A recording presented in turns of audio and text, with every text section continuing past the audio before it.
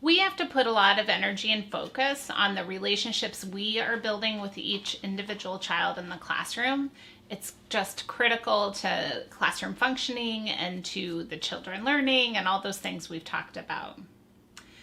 But another piece of the relationship building that we are doing in the classroom is helping the children develop healthy relationships with their peers. And a lot of what we've talked about in the individual relationship development can be applied to the children developing relationships with each other.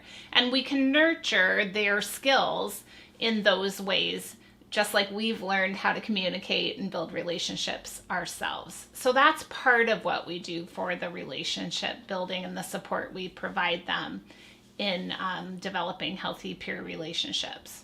But we also have to be pretty explicit in the support.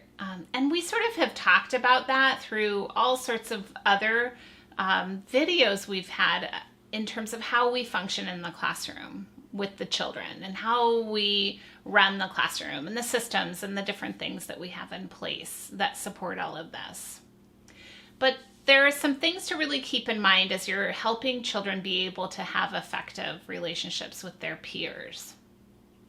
They want to, they're driven to work in groups. They're excited to hang out with their friends, but they don't just miraculously develop skills to do that just because they have the drive to work with each other. So we do need to be conscious about how we're supporting this. One way we need to do this is help children become self-aware. We want them to be thinking about themselves and their feelings and their emotions.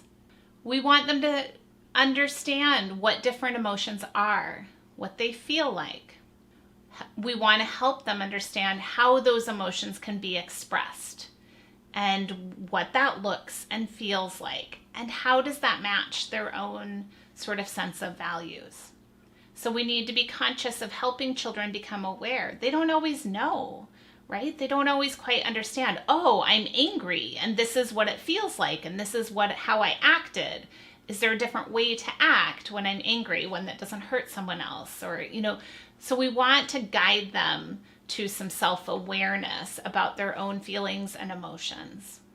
We know that a lot of what we're supporting in the classroom is helping them to manage themselves, right? To self-regulate, to choose their work, to put it away, to clean it up, to keep track of it in their journal, all of those things are ways that we're helping them to manage themselves in the classroom.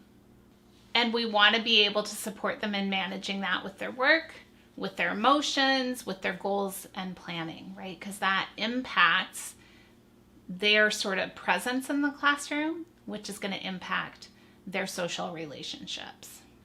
But in addition to that self-awareness and self-management, we want to help them build social awareness and relationship management skills also. So children need help understanding how other people express their emotions. Okay, so they've learned about themselves a little bit. How do other people express their emotions? What does that look like? How does that feel for me when they do? How do I navigate their emotions and my own?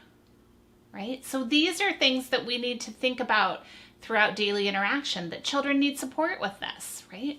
Oh, it seems to me like Jodaria is very upset. She seems very kind of frustrated and angry. Do you know how I can tell? She's got a scowl on her face. She's kind of stomping around, right?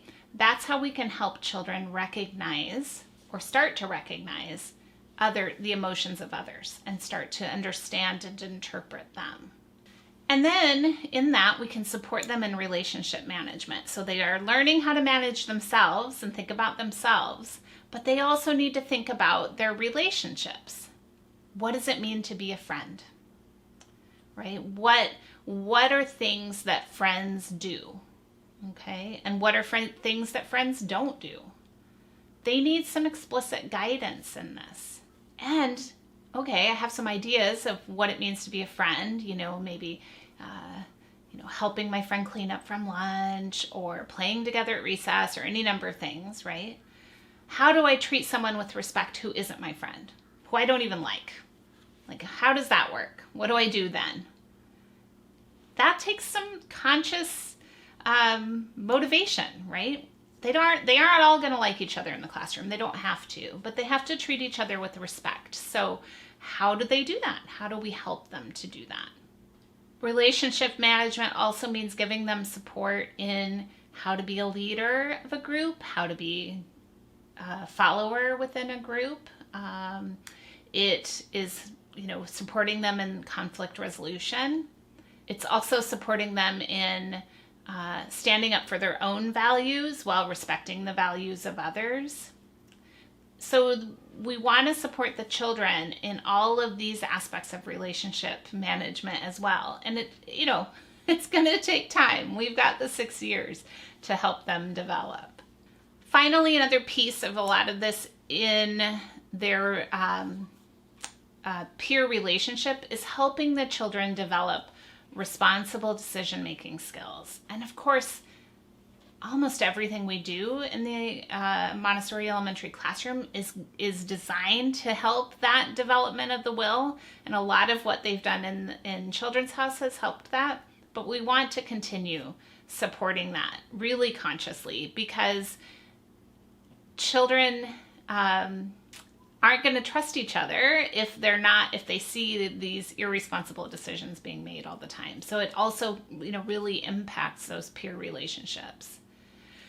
Lots of things we can do to support the children in their peer relationships, but the big thing to remember is that it is a responsibility we have. We can't just abandon them to figure these things out on their own. We need to be the trusted resource for a lot of the social development so that they can get stronger at these at building peer relationships as well.